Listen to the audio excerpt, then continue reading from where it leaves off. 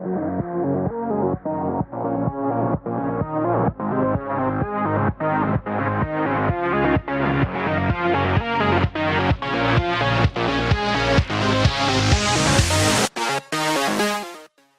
gamers and welcome to Game Warp. I'm Elwood. I'm Kim. And this is our review of the book Ready Player One. This is a slight change of pace for ourselves here on Game Warp, as we're actually reviewing a book for a change. So we're not actually reviewing a game, but because of the connections this book has to both gaming and popular culture, we thought we might as well, share our thoughts and throw a hat in the ring and basically discuss this book, especially as the film version is heading to screens very soon, directed by Steven Spielberg. The book itself, Ready Player One, it was released back in 2011 and it's written by Ernest Cline. It was his debut novel. The book itself is set in the year 2044, where the world has basically been thrown into this post-apocalyptic setting, where due to the energy crisis and there being no fossil fuels, it's basically thrown the world into chaos. There's global warming, there's all this kinds of social problems, so people now live in essentially stacks, which consist of RV vans sort of stacked one on top of the other, and you've seen the pictures or any promotional material, and this has been one of the key images that's been passed around. So people have decided to escape to essentially their version of the internet now, known as the Oasis, which is a combination of like the internet and virtual reality, where you can basically escape into other worlds.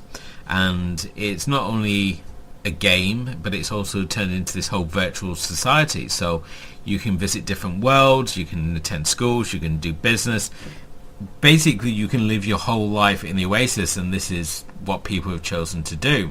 Now this was the creation of a programmer called James Halliday, who when he died basically set up this competition where you had to find this egg he had placed in the Oasis, known as Halliday's egg, and the first person to find this egg wins his entire fortune and the corporation, and basically control over the Oasis.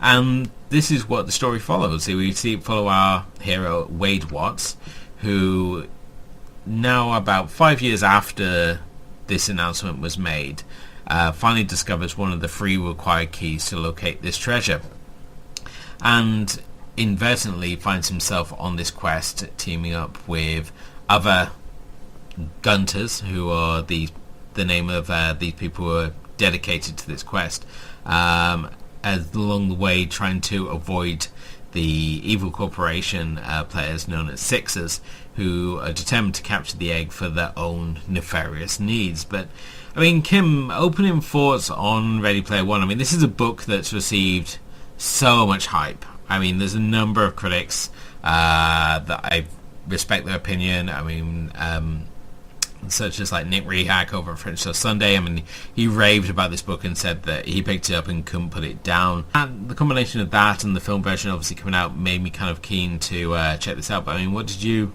think of this book? In one word, I guess not one word, but like one sentence, I would say that this is a really, really appealing idea. The concept of it is done so well. My only issues I had with it was the execution of how it was done and the balance it chose to take on. Sometimes I'm reading this book and I can't figure out if I'm reading an 80s fanboy documentary or if I'm actually reading an exciting treasure hunt story, Oh, definitely so. I think this is a book where we have to accept the fact that Cline is wearing his influences and his loves very much on his sleeve. I think it's basically like it's very much a problem with nostalgia. It's sort of like, and this is one of the main issues with this book, is the fact that it's very nostalgia based. It's sort of like saying, here, remember all these things that you like from the 80s? Well, here they are in this, that we've tied them up in this storyline. So we've got retro video games, we've got references to popular movies such as War Games, and it sort of feels so overwhelming, the fact that we're constantly being bombarded with this. like Bret Easton Ellis and his constant use of labels, it's sort of, I've never seen someone so obsessed with things that they overwhelm the story like they do here. Yeah, but that's the thing is, like, there has to be, a careful balance between the two. There are solid examples, say, like, say Easy A does Easy A the movie is very a tribute to, John Hughes and all these, like, 80s movies and that sort of romantic comedy, and they're kind of joking about in a way where, they're paying homage to a lot of these movies that work because of those coming of age stories that was in that time. And they used it with puns, with little things. But here is different because it's like we get, like, that's the problem, is that I think that they're scared that people nowadays reading, say, this sort of young adult book will not understand the 80s because they haven't been in it. But the fact is that what this book really only needed to do was to show off the best parts of the 80s and not, like, give an elaborate description of it. Then people will hunt down these things. They'll hunt down War Games, they'll hunt down Monty Python and the Holy Grail, or they'll hunt down whatever game they had, or something like that. People will try and hunt them down, especially now that, all these classic games are hyped up, especially with the SNES and all that stuff, Classic coming out and these little things being revived.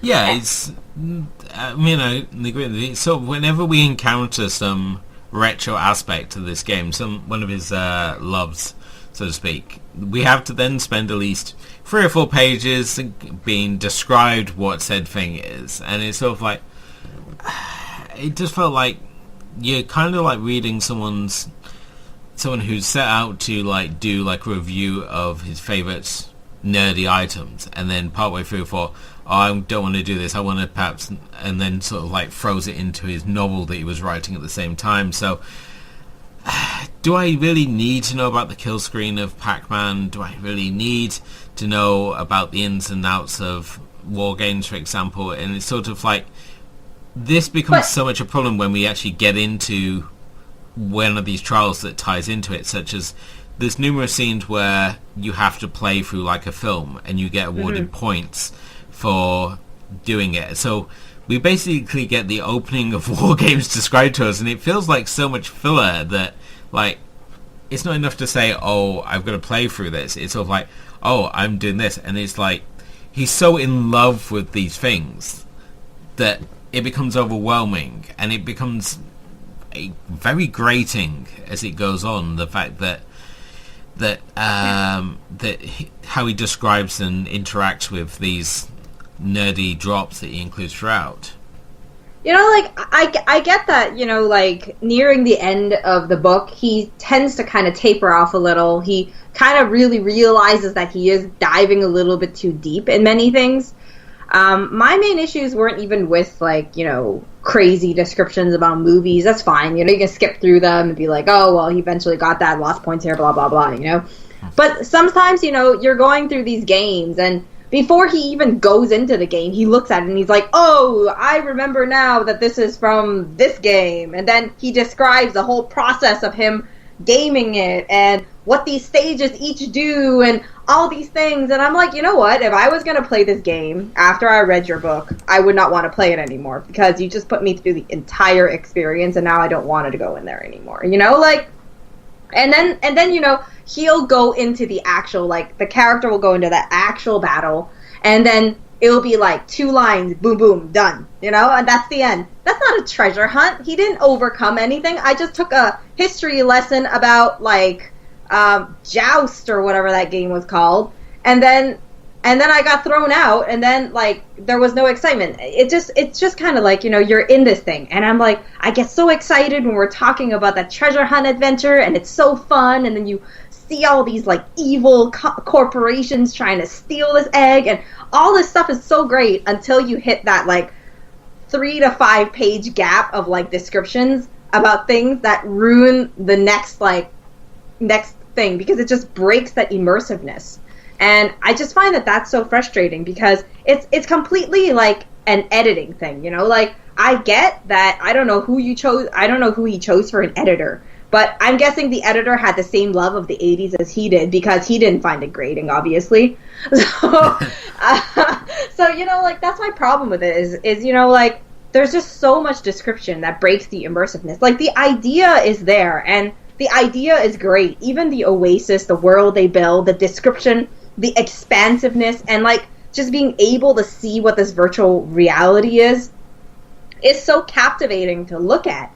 But it's just the fact, like, this is, like, a really important point that I feel that when you put something together, you really need to consider the fact that who are you trying to appeal to, you know? Like that was my main thing is, are you trying to make this, like, you know, I guess, like, if they're aiming for people who really, really like the 80s and want to dive into this book, and this is like, oh my god, this is like a trip back into the 80s. It's, you know, all 80s things that you love, and it just brings back all these memories. And then I'm like, but you're marketing it to the wrong group as well, because you're putting it into the YA category with all this, like, odd romance going on, and you have these, like, weird dialogue that kind of matches with kind of like the 80s style, but it's still like an YA novel that, like, you know, it's a little bit, like, cringy and stuff, and sometimes you're just like, I don't know who you're trying to appeal to. And that was my main issue, is that while I thought the book was, you know, fun when we were going on the treasure hunt, I still didn't feel like it was as immersive as people, like, gave the hype of, you know? Oh, definitely so. And I feel that when early on, we've got this relationship between Wade and his best friend, H. And they're basically self-confessed 80s nerds, but the way they describe 80s nerds is they treat it with such, like, snobbishness that they're like the worst kind of geeks. Is the fact that they berate people who aren't able to remember every nerdy little detail that they know about the 80s. And in a way, I feel that the character Wade is almost instantly hobbled in the first 100 pages, because whatever challenge he's up against, he's able to beat, because he's, like, played all these games, he's memorized everything from the Almanac, which is basically Halliday's guide of everything he ever loved. So anything he encounters, he has no problem beating it at all. There's no real challenge there. The only problem he has is figuring out clues. That seems to be the only time he's ever stuck. And it's sort of like, well, where's the challenge? Where's the quest here? I mean, his only sort of hindrance is the fact he's piss poor. That seems to be his only problem. And then when he gets the first key, and I'm just going to take this moment and say, we're just going to say spoilers ahead here, because if I'm ruining anything, I apologise in advance. And he basically instantly gets instant riches, so he has no problems. He can go anywhere, he can do anything there, and he sort of gets the first key, and then he basically spends the middle portion to sit on his ass, relishing being this Oasis celebrity, and engaging in this questionable relationship with this female grunter and blogger, Artemis, who he's absolutely obsessed with, even though he has no idea what she looks like at all.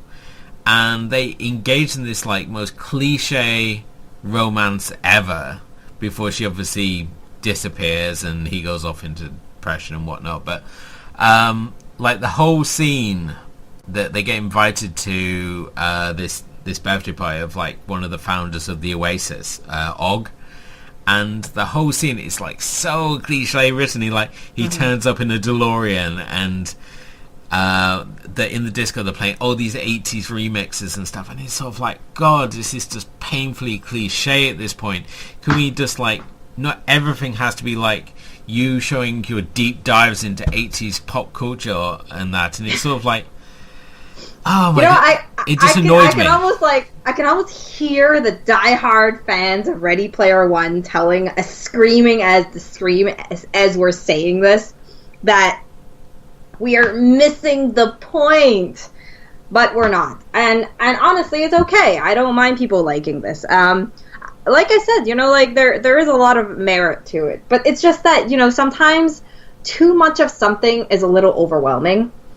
And that's one of the feelings you start feeling as you're reading this. And like pages and pages of the description is overwhelming feelings, like everything is, like sure, like I don't know everything about the 80s. I'm not afraid to admit that.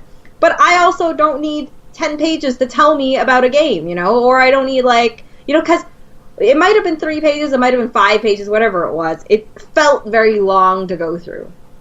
It's, I think it suffers from the fact that like when you have people who like The Breakfast Club, and you can't possibly not like The Breakfast Club because it is this perfect movie, and because it's like when you talk to people, especially like 80s movies from their childhood, so like The Goonies and that, and they try to explain to someone who watches it now as an adult and they don't get it, it's like, oh, why don't you get this? And I felt that very much anything reference to the 80s in here, it's absolutely perfect. It's without flaw in Klein's world vision. That these things are absolutely perfect examples of what popular culture is, and that they're without fault and that. And I think it just like it just really annoyed me, and especially when we get into the sections involving Rush, because Halliday is supposed to be this huge Rush fan, so we get to the final gate, and it's like, oh, we're gonna have a Rush clue, and it's like we've got the whole Rush back catalogue there. And knowing friends who like Rush, and if you know a friend who likes Rush, the chances are AKA you. That's what I thought of when I first saw that scene. I remembered I texted you, and I was like, oh my god, this Jim Halliday fellow reminds me so much of you. I'm just saying that, I mean, I'm not as bad a Rush fan as some. There is some Rush fan, a lot of my friends who are like Rush fans, they want to acknowledge other bands exist. Like, you go in their car and all their tapes are just like Rush tapes. And it's like, do you want to like listen to another band? It's like, what, the other bands than Rush? Because, I mean, Rush, the Canadian band, so Kim, you should be behind them. I mean, they have to rock. I'm not behind them. I never said I'm like lukewarm. I don't listen to them a lot, and that's all. The thing is, Rush have to rock twice as hard as other bands because it's so cold in Canada. That's the thing. So, but anyway, we get to the final thing, and it's like, this is going to be the big payoff. We're going to do a Rush here. Everything's based around Rush, and it's like, oh, what can they possibly do? I mean, obviously, it's got to be Tom Sawyer. Tom Sawyer is like the classic gaming mixtape track, and like, no, it's Magic School Bus. Really? Magic bloody School Bus is what you're going to do as your big Rush thing? And all my friends who've like read this book before me, they're like, oh, Rush, they play this big part in this book. You love it. And the trailer has like Tom Sawyer in it, and I'm like, yeah, Tom Sawyer's gonna be like our big war anthem. I mean, even when we go for like the big showdown, this huge battle between all the avatars versus the Sixers. This is what it's all building up to. And he gets in his giant mecha.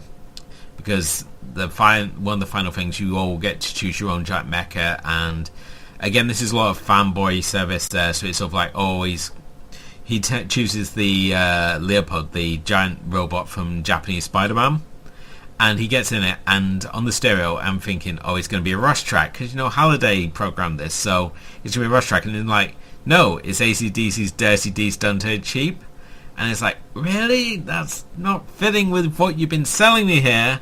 And I mean, I love AC/DC, and I love that song in particular, but it doesn't fit in with the world you sold me. And it came off, that track in particular, came off so cliche. It's like, when you read sci-fi novels, it's like, oh, let me put on my classic music, and they like play Led Zeppelin or something like that. It's sort of like, oh my god, this is just so painfully cliche right now. And when we have the big battle at the end, we've got all these mechs, and we bring out Mecha Godzilla, which I really loved. And looking at the trailer, I don't think it's going to be there because, I mean, the movie itself, I can only see being a licensing nightmare. And when I look at the trailer and I see like we got that big race sequence which isn't in the book, we got the Mecha Scorpion, and we got the Iron Giant. None of this is in the book, so I feel there's gonna be some major changes to obviously accommodate the licensing. So I think that now is a good time. Like it's suffice to say we both are, less than we're less than excited about this book. Like we finished it and it was okay. It was all right. Yeah. So it happened. What do you expect? Yeah, it happened. I don't regret reading it. Like it's not that bad, but it's not like as awesome as other people are saying. I really wished it was. I'm not trying to be hard on the book. I was really sold on the idea, and I still think the idea is really great. I just thought it was executed really badly. Well, poorly, not horribly. So what do you think about the movie? Like, how do you? What are your expectations? Do you sure you're saying like it's going to be a licensing nightmare? I totally agree with you on that. And like you're saying that certain scenes won't be there. Like, how do you think? Like, what would make it good to you? I mean, because I think, yeah, go. Oh, sorry, I was just about to say. I mean, the only footage we've got is what we've seen from Comic-Con, and I saw things like the stacks, and I saw like the suits and how they're interacting with the erasers, and I was like, yeah, that's spot on. I can buy that. And then I start seeing bits that have been created for the film, such as that whole race sequence, as I said already. We have that scene of the robot scorpion, which I assume is going to be the big finale. Which again, we have this amazing, huge fight scene between the Avatars and the Sixers, and then we have like this really, this kind of ho-hum section after that, where we've got the final parts to get in the egg, and it's supposed to be like this really, really tense sort of sequence, but it's so laid back. We have this amazing fight sequence, and then it's like it's kind of this gentle stroll to get the final quest. It's sort of like no rush here at all, and it just kind of killed my mood.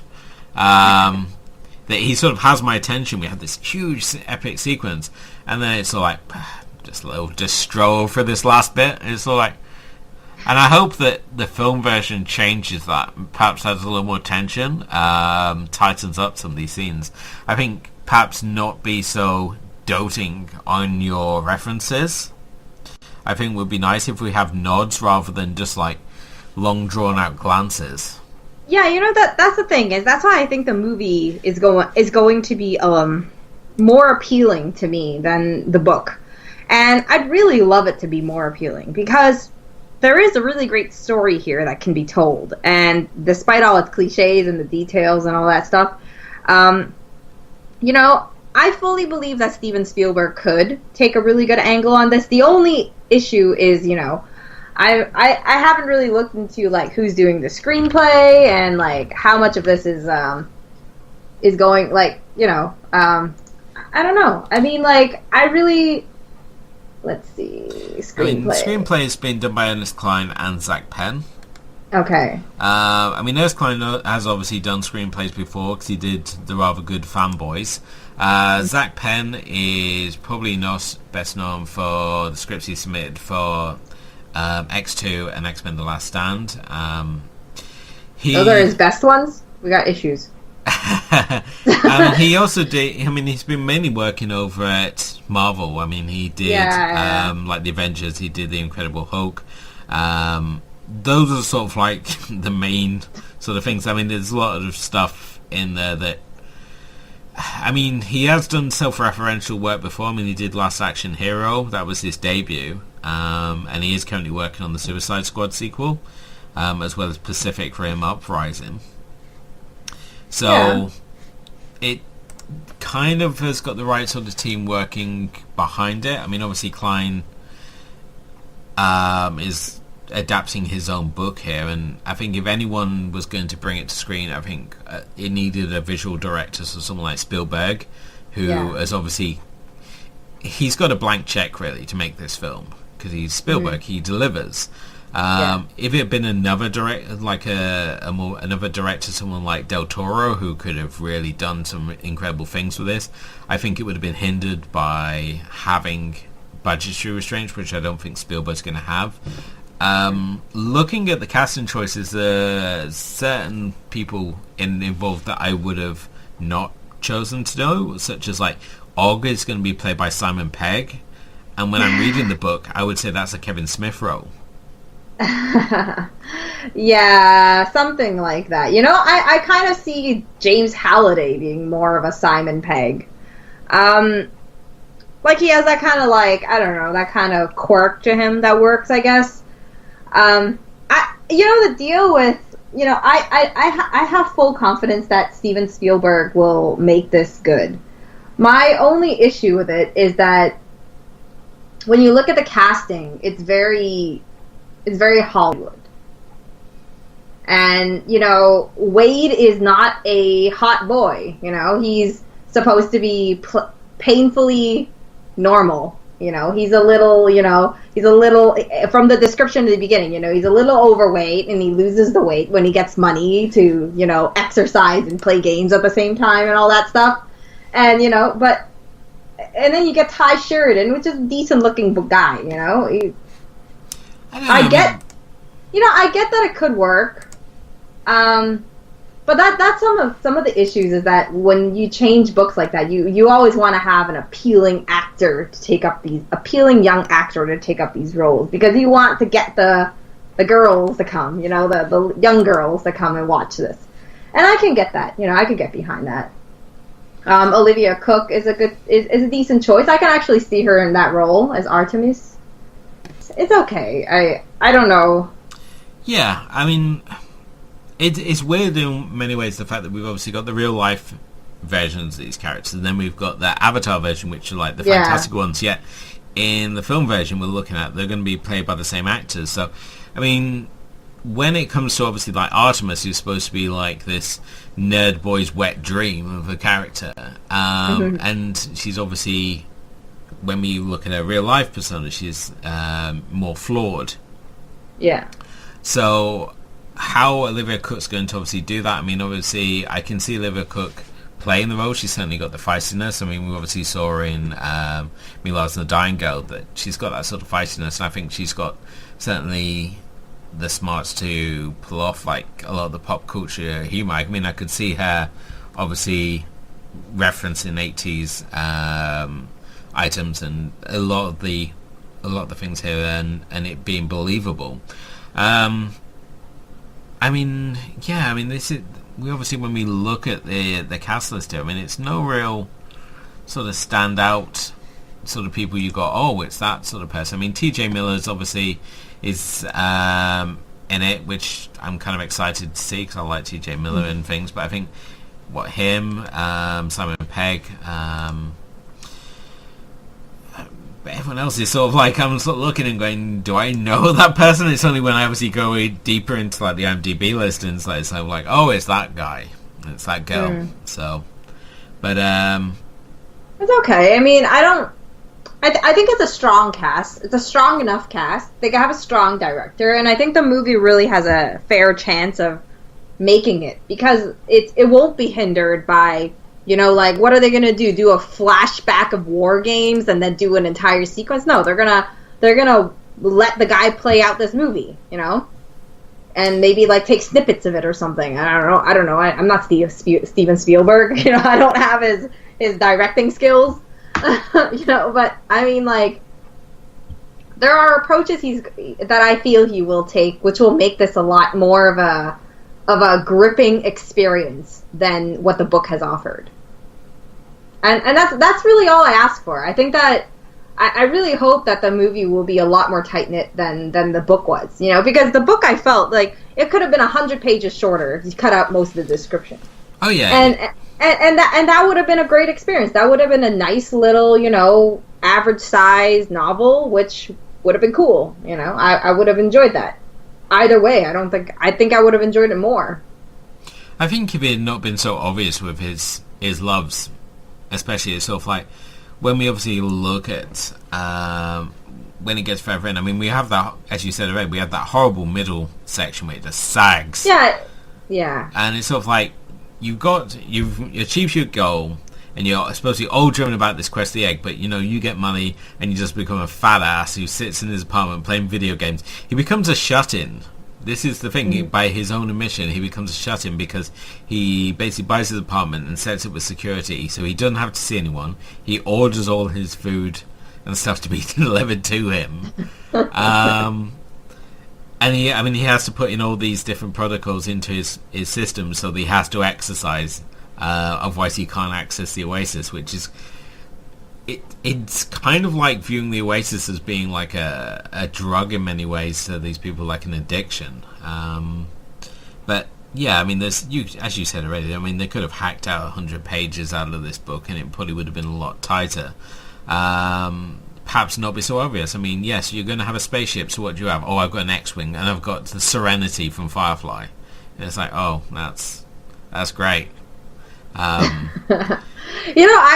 I do want to see is, if they were able to get all these things, it'd be really nice to see that Ultraman scene come out, because that is like one of the coolest parts of this book, where they have that Ultraman transformation, and you have this whole countdown thing going on, and that special ability that it has, and there's so many cool nicks and knacks that they use. And I think that those are the nods that you need. That sort of nod where, you kind of get a good idea of what this is, and when you see it, you know what it is.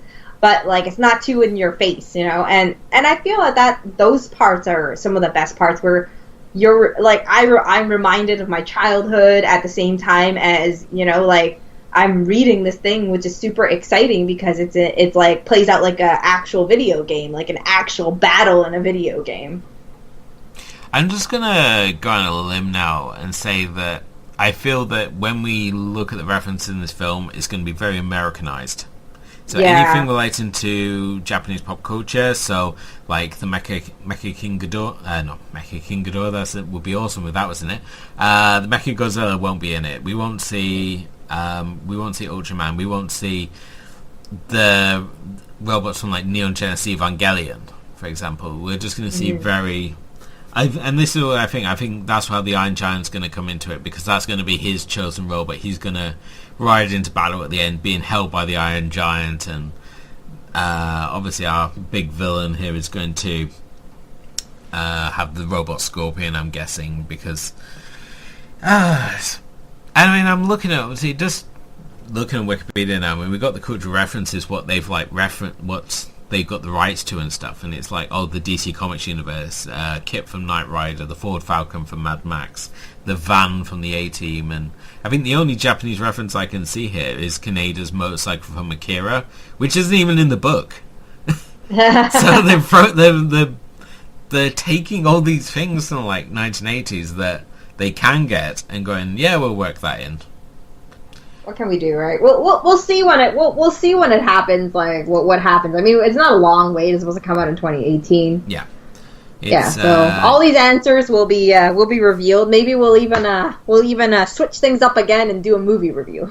Okay. Which isn't really a switch of things for us on our other stuff, but it's a switch of things for Game Warp. But I have to obviously ask, because there is a sequel in production at the moment, Ready Player 2, and he has got another book called Armada out.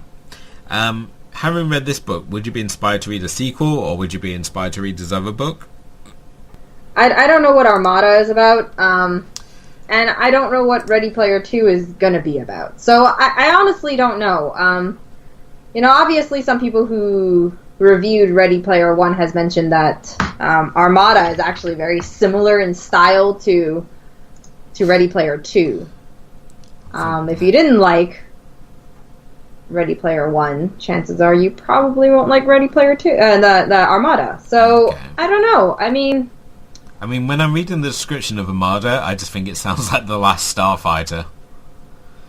So. Well, that's what a lot of people in the description are. I think a lot of people say that. Yeah, a lot of times, writer's first book determines how much you feel intrigued about reading it. And based off my feelings of Ready Player 1, I'm not exactly sure I want to read Armada. I'm feeling like his style's not really my style. Just like, a controversial thing to say for some YA readers is that I'm not a John Green fan. I've read 2 of John Green's books, and I have no particular feeling for it. Like, people love the Fault in Our Stars, and Paper Towns, and those were painfully cliche or painfully boring. It's just not my style, you know? And that's what I feel. Maybe Ernest Cline is not my style of reading. Like, I like his ideas, but I don't like the way he puts it out, you know? Like... Yeah. All the bits there, you just don't like how he constructs them. Yeah, I just don't like the way he constructs them. And that's how an author is, you know, signified, is how he constructs his stories. And, you know, I don't think there's any problems with his writing style. I just don't like the way he forms his story, you know? And that's my main issue with it. So would I give Armada a read? Maybe I'll give it a test run in an Indigo, like a bookstore, and then I'll see if I like it. If I don't like the first chapter, I won't, you know? Yeah. I'm not in any rush to go read it, you know, to be honest. I understand what you mean. I think the problem is, again, going back to obviously Ready Player One, the problem, as we obviously discussed, it's dawning me now when we look at where his main issues are, the barriers in his way, they're all financial based. That's the only thing that really stops him, is the fact that the Sixers have more money than him. Mm-hmm. So they're able to buy more equipment and better artifacts and things. And that's basically, that's the opposition he faces, is just people having more money than him. It's not a problem with skills. I mean, the fact he infiltrates the Sixers appointment and he's able to hack the whole system through back doors. Yeah. It's like, whatever skill he needs, he has. As long as once he finds the direction he needs to go, then whatever he encounters, he's going to be able to solve. And that's what annoys me. And it made the other members of his team seem kind of irrelevant unless they're going to solve a puzzle for him. But that's the thing, is, you know, there is a lack of character development. Like, instead of all the description, they could have replaced it with, you know, actual character development. You know, actual, like, I get what they're trying to do, and this is like, you know, this is a solo competition. Everybody wants to win. You know, everybody wants this for themselves, and I get that, you know. But then there's also a huge emphasis on how, you know, he really just, you know, you know, he really, like, cares about these people, and he's, you know, a very, you know, he really, like, at a certain point, he didn't care about this anymore for stupid reasons, you know. And, you know, I don't like characters who become too strong too fast. And I get your point, you know, like, I understand that, and I think that that's the problem, is that his character never got the right sort of development. Like, you know, all he needed was money. That's what solves your problems in Oasis. And maybe it's a commentary on society, and I think that's even going too deep for this sort of book. Is that it's a commentary on society, of how, like, you know, this is an oppressed society and money can solve all your problems. I have no idea what to take away from that, you know, like, it's hard to be in a book that you already know that your character is going to make it out. There is no sense of danger. There is no, you know, like, maybe I'm thinking too much like a gamer, you know, like, there has to be some sort of source of danger, you know, the evil corporation, the Sixers, you know, they never got enough weight in the book to be a danger, you know. And then, you know, they were always in the background. They were always, like, one step behind, and, you know, and a lot of times it was like, you know, when he wasn't a step forward, and because he had a head start, he wasn't a step forward, it was his fault. It's because he got sidetracked. It was his own issues, you know, and I don't know how to cheer for someone like that, you know. You know, I don't know, like, I mean, like, you know, before we hit the end, I already knew he was going to get the egg. I was, like, 85% sure that was going to be the ending. And then it would be that cliche ending of, you know, him being like, oh, I don't need to go into the Oasis anymore. I'm going to get the girl, you know? And it's just so cliche. Like, oh, the lesson here is you should absorb the reality no matter how crappy it is. Oh, it's such a... oh my god, it's like such a nerdy quest, really. It's about the quest to amass things. It's not about... It sounds so dark, but I would have preferred this story to have ended where everybody died. Like there was some sort of loss. There was no loss here. He was like, I win this and I'm going to split all my fortune with everybody. Everybody's going to be rich. And it doesn't make sense. It's just like, you guys work so hard for this. I get the camaraderie and all that sort of stuff. And I get that he's, you want to make him, this guy is great. He knows things. He's got skills. He can hack into systems. He can take down the big evil corporation. He's witty and genius. The only thing was, like you said, he was poor, and now he has money, and now he's everything. Now he's a steal. Yeah, it's that very cliche idea that money is going to solve everything. So the whole quest is basically to amass stuff. Because basically he gets all holiday stuff. So it's all these classic game consoles and all these classic movies. And they're going to get this unlimited money, which is going to enable them to feed everyone in the world. So world debt is going to be eliminated by him winning this competition. And that's basically what it is. Like, all the problems of the world are going to be solved because we've won. And we can now basically feed everyone. And that everything's going to be perfect because we have money now. And it's just a very... I don't know. It just seems a little too easy. It's sort of like when you watch Breakfast Club and basically the whole message is, fuck your individuality. The whole thing is you must conform. Give up everything that makes you you and conform to be what society wants. And it just seems too easy. I'm hoping that Ready Player 2 gives us something. Maybe one of our group decides, I have money now, I'm going to be evil. A betrayal or something like that. That's what we need. It's, I don't know, for such a... You really see that? Because I honestly think what they're going to probably do is make the villain in this one come back out. Because it seems like this guy's got, like, a hidden agenda. That's why you got, like... taken away, so maybe he'll figure out a way to get out and come back as the ultra villain. I don't know, maybe as a secret corporation like James Bond movies builds up. There's always some sort of secret corporation behind some one dude who breaks into another corporation and whatever. I don't know. I don't know, maybe like Hunger Games and we'll just get sold the same book for the second one. I feel like the more we talk about it, the more this book just gets worse and worse. And yeah. I'm starting to feel like maybe I shouldn't be dissecting this book anymore because this book's not really like a book that you can dissect. There's not really that much depth in this book, and I think that's one of the main issues. And we have to find a way to wrap this up. Okay. Yeah, I think if you like books where they basically list your favorite things and say essentially, look. Here's the favourite thing you like.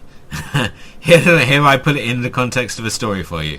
This basically what Ready Player One does. It just basically gives you nostalgic memories of things under the guise of nerdy cred.